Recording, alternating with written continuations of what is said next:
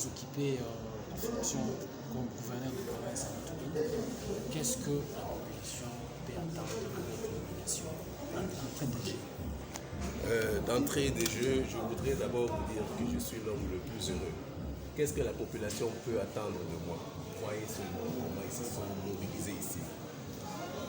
Le commandant suprême a vu que la population avait besoin de la sécurité, d'être sécurisée. Et pour cela, il m'a désigné particulièrement pour être le gouverneur de la province de l'Ituri. Donc, à la population, je dis d'abord merci pour cette mobilisation. Et de deux, ils peuvent attendre de moi cette sécurité qui leur a manqué pendant aussi longtemps. Vous demanderez actuellement à cette population quel est le comportement que cette population doit avoir à cette table de siège qui doit aboutir à la paix. Certainement, il doit avoir un comportement que la population doit adopter. La population, il faut dire que il faut que nous créions ce que nous disons, une confiance, que nous reconstruisions cette confiance. Je crois que s'ils sont arrivés à ce point, quelque part, il y a eu ce qu'on appelle une rupture de confiance.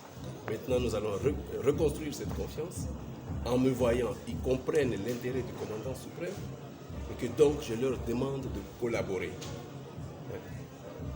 Ça fait longtemps. Moi, j'étais ici en 2012. Et en 2012, quand je suis arrivé ici, c'était pour aller au FRPI, à Guéti là-bas. C'était pour le même problème. Et voilà que je reviens ici 9 ans après. Je crois que cette population est fatiguée. Fatiguée. Et ça, il faut que les gens comprennent. Il faut que les gens comprennent que la population est fatiguée. Et nous aussi, nous avons déjà compris qu'elle est très fatiguée.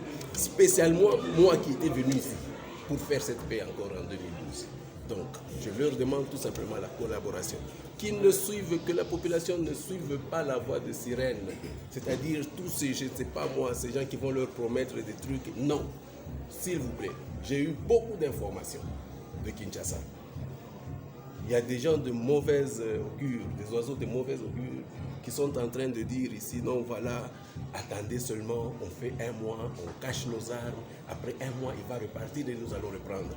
Jusque quand, mes frères? Hein? Jusque quand nous allons avoir ce comportement-là? Ces armes qui vont ressortir après, c'est pour tuer qui? Des brebis? C'est pour tuer qui? Ressortez ces armes-là. Il y a des fonds pour ça. Il y a le DDRC qui va venir. Ne pensez pas que je vais partir dans un mois si vous n'avez pas arrêté. Je serai là. Et ça, je vous dis. Et je serai sans état d'âme. Sans état d'âme. Pour ceux qui veulent bien coopérer, nous allons passer. Nous allons partir avec eux. Nous allons cheminer ensemble. Mais ceux qui ne veulent pas, spécialement les groupes armés étrangers, ils ne sont pas chez eux ici. Ils doivent quitter. Ils doivent vraiment quitter. Et pour la population, je leur demande la collaboration. Je ne suis pas venu ici pour tuer la population. Je suis venu ici pour leur donner la paix. Rien que la paix. S'ils veulent collaborer avec moi, je leur donnerai cette paix-là. Voilà. Moi, Gérald, quel message vous pouvez passer aux hommes de troupes qui sont sur les hommes de troupes, je ne sais pas. J'ai vu un peu, je suis sûr qu'ils ont vécu ce qu'on appelle l'attrition. Ils ont été résilients. Ils ont vécu l'attrition, c'est-à-dire comment je peux dire, des scènes très graves. Ils ont vu leurs amis qui ont payé, ils ont payé un lourd tribut. Nous sommes venus ici. Le commandant suprême m'a rassuré, a rassuré à tous les deux commandants régions, à tous les gouverneurs commandants régions. Il leur a rassuré des moyens qui vont venir Iketnong. Donc, dans les 72 heures, je suis sûr que même nos troupes vont ressentir la différence. Voilà. Merci.